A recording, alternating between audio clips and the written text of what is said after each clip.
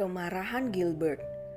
Emily datang ke sekolah setelah dikabari oleh wali kelas putranya jika Repin dan Renan berkelahi. Dengan perut besarnya dia berjalan tergesa-gesa ke ruang guru. Beberapa bodyguard yang memang Gilbert khususkan untuk menjaga istrinya pun meringis melihat majikannya yang berjalan cepat dengan membawa perut sebesar itu. Tok, tok. Emily mengetuk pintu sebelum ia membukanya. Setelah membuka pintu tersebut, netranya melihat putranya yang sedang menunduk sambil menerima nasihat dari kepala sekolah. "Maaf, saya wali dari Repin dan Renan," ujar Emily dengan anggun. Tatapan Emily mengarah pada seorang wanita modis yang menatapnya dengan angkuh. Dia kenal wanita itu, wanita yang seringkali berusaha mendekati suaminya beberapa waktu belakangan ini.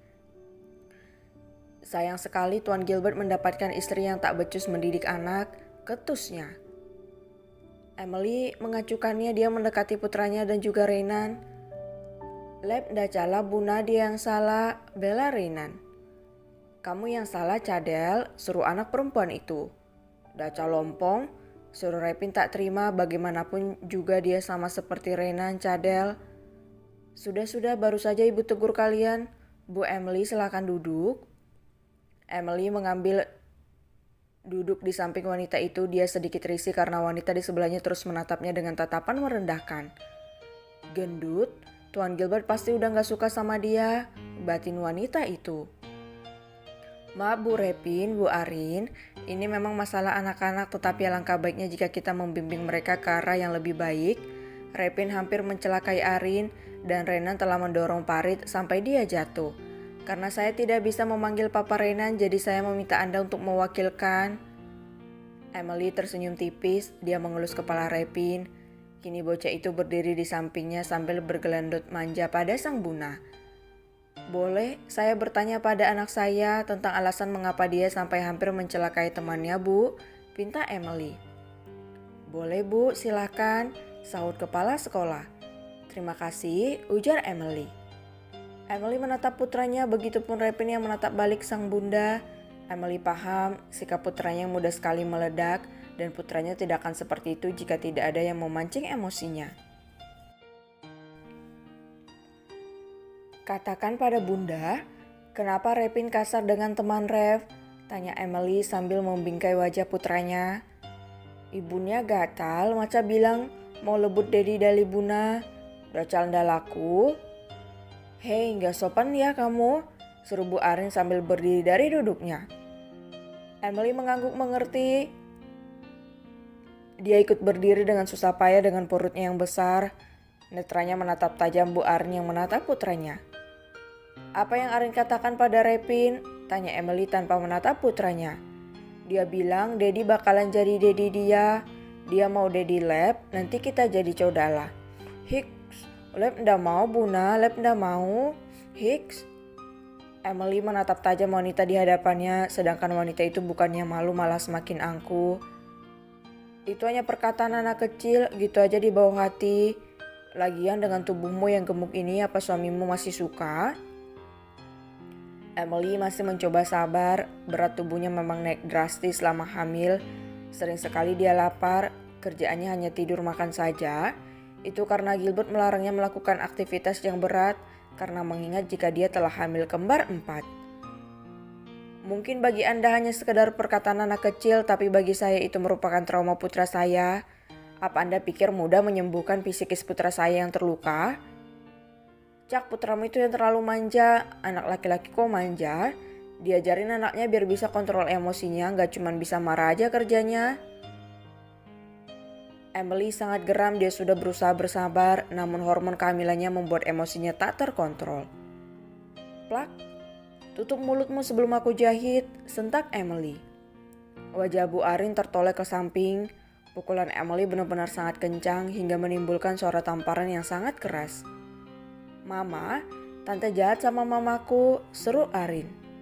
Maaf Bu Repin, jangan pertontonkan kekerasan pada anak seusia mereka, tegur kepala sekolah. Emily menatap kepala sekolah itu dengan tajam. Jika pukulannya adalah kekerasan, bagaimana dengan perkataan menyakitkan wanita itu? Anda pikir psikologis anak saya adalah mainan? Apa kalian pikir perkataan yang bocah itu katakan hanya bualan semata? Bagaimana bisa anak seumuran dia mengatakan hal yang biasa pelakor katakan saat merebut suami orang? Bagaimana bisa? Sentak Emily membuat kepala sekolah itu bungkam. Renan dan Repin sama-sama memeluk kaki Emily. Mereka menangis ketakutan, terlebih Repin yang sangat takut dengan marah Emily karena dirinya tak pernah mendengar sang bunda meninggikan suara seperti itu sebelumnya. Kalau kamu mau ambil suamiku, ambil saja, itu pun kalau suamiku mau dengan ulet bulu kurang belayan sepertimu, ketus Emily. Kau? Bu Arin bersiap memukul Emily, tetapi suara pintu yang terbuka dengan keras membuat mereka semua terkejut. Brak, tangan Bu Arin melayang, semua orang pun yang di sana menatap ke arah siapa yang membuka pintu dengan kasar. Dedi, seru Repin dengan air mata yang terus mengalir.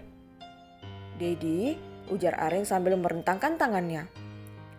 Mendengar ucapan Arin dengan penuh kekesalan, Repin mendorong kepala anak itu sebelum mendekati sang Dedi. Repin berlari menerjang Gilbert, tubuhnya pun melayang beralih pada gendongan sang Dedi. Turunkan tanganmu, jika sedikit saja kau menyakiti istriku, karirmu akan hancur saat ini juga, bentak Gilbert dengan sorot mata yang tajam. Bos, lirih Bu Arin sambil menarik kembali tangannya. Renan menatap pria yang berdiri samping Gilbert. Pria itu yang tak lain adalah Agrel. Dia tersenyum dan membuka tangannya. Dengan tergesa-gesa Renan menghampiri sang papa. Are you okay? Tanya Agler pada putranya. Sahut Renan. Gilbert menyerahkan Repin pada asisten Kai. Dia berjalan menghampiri istrinya dan menenangkannya. Duduk sayang, kasihan dedeknya, bisik Gilbert dengan penuh kelembutan sambil mengusap pinggang dan perut wanita kesayangannya. Emily menurut. Kini Gilbert saling bertatapan dengan kepala sekolah yang menatapnya dengan penuh ketegangan. Bu Yuli, perkataan anak karyawan saya membuat trauma putra saya kembali. Saya akui putra saya belum pintar mengontrol emosinya. Tapi itu semua karena traumanya. Saya dan istri saya pernah berpisah saat Repin masih di dalam kandungan. Kami bertemu kembali saat putra saya berumur 3,5 tahun. Apa Anda pikir mental seorang anak kecil kuat seperti orang dewasa? Bahkan Renan yang merupakan ponakan istri saya saja, putra saya masih cemburu, apalagi dengan orang asing. Kepala sekolah tampak terdiam, dia merasa bersalah. Ucapan Gilbert membuatnya khawatir jika pria itu akan menuntut sekolah, mengingat betapa berkuasanya Gilbert di kota itu. Saya sudah katakan tadi jangan beritahu istri saya, tapi kenapa Anda menelpon istri saya? Apa Anda tidak lihat jika istri saya tengah hamil? Bahkan untuk berjalan saja dia sudah ngos-ngosan seperti itu. Maaf Pak, kami hanya ingin Bu Arin dan Bu Repin saling berbicara dengan damai, sesal kepala sekolah.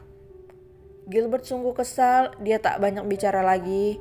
Langsung saja dia membantu istrinya untuk berdiri. Dengan penuh kehati-hatian Gilbert merangkul pinggang istrinya. Mulai hari ini saya akan pindahkan putra saya dari sekolah ini, tegas Gilbert dan berbalik pergi. Salah seorang bodyguard Gilbert datang dengan kursi roda. Gilbert menyuruh istrinya duduk di kursi roda agar tidak lelah berjalan ke parkiran. Emily menurut, dia duduk dengan hati-hati. Tak lupa Gilbert memegang tangan istrinya itu sebagai penyangga. Pak, ini bisa kita bicarakan baik-baik, ujar kepala sekolah dengan tatapan memelas. Sebab jika Gilbert menarik Repin dari sana, maka dana yang Gilbert berikan akan kembali ditarik juga. Gilbert menghiraukannya, dia mendorong kursi roda istrinya keluar. Asisten Kai masih di sana, dia mengambil berkas yang bodyguardnya pegang dan memberikannya pada Ibu Arin. Kau dipecat? Apa? Wajah pucat pasi itu membuat Repin menarik satu sudut bibirnya.